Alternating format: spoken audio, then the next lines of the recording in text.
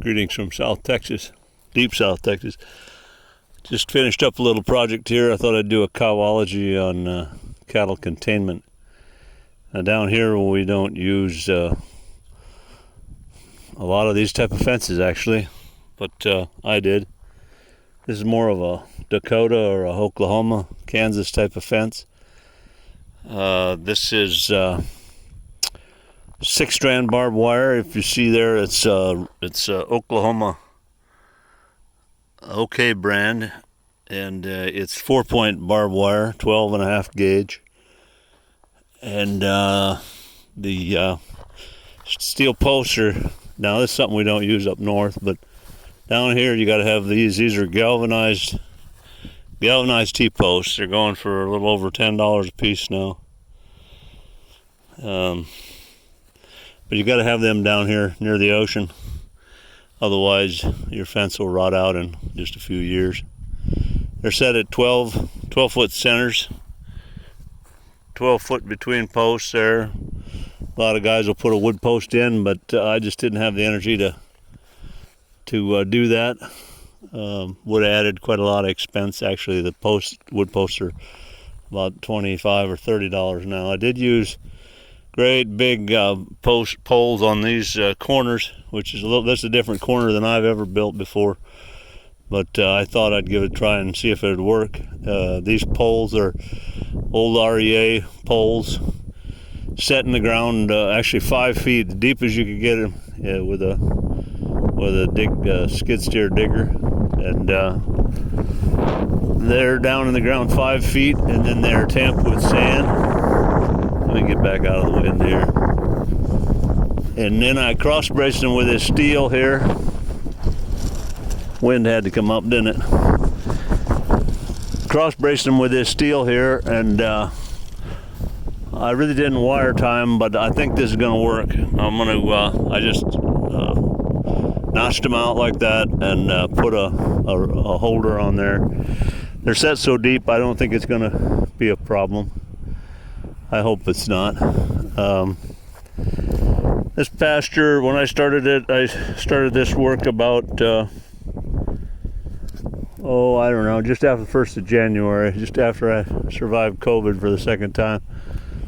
And then we started it, and it was really wet, and we mucked it up pretty good along here, some of these fences, along the edges with the tractor, pushing the T-post in, but then it dried out. This whole line here we had to pound by hand because it was so wet. There's about 100 posts in there. We had to wade through water about 4-6 inches deep and set those by hand, and the rest of it we got pushed in with a tractor.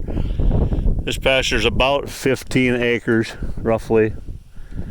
It's a 1/4 mile long and about let me see, it wouldn't be 660 long, but it'd be about 500, maybe 475, 500 wide, and it's got 6 brands, 6 rolls of wire around it, all the way around it, and big corners, and galvanized T-posts. And what else can I tell you about it? Oh, I guess what it cost me. I don't figure labor, never do, until you sell it, I guess, but $4,412 is what I got in it today. The fence itself, that works out to $294 an acre, and it also works out to about $1.22 a running foot. Now that's with prices from January. They've already gone up again. Roll of wires now is about, I think it's $96, $98, something like that. And the more you buy, the cheaper they get, of course.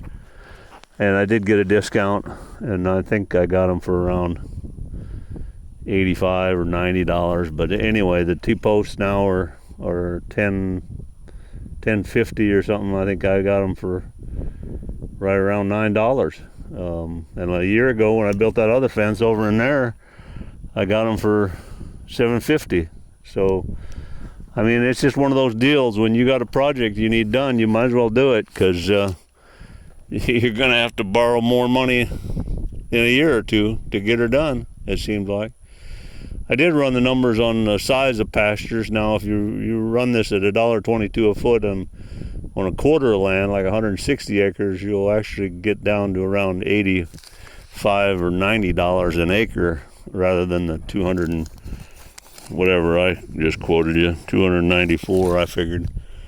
But of course I don't have a quarter down here.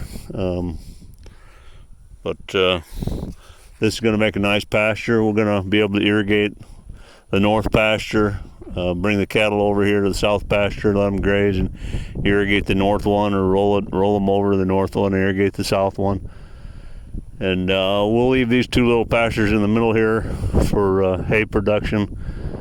Down here, I really can't say. If you really push it, I think maybe you could probably get away with a cow to the acre down here in deep south Texas, if you really push the grass and irrigation and the fertilizer and everything.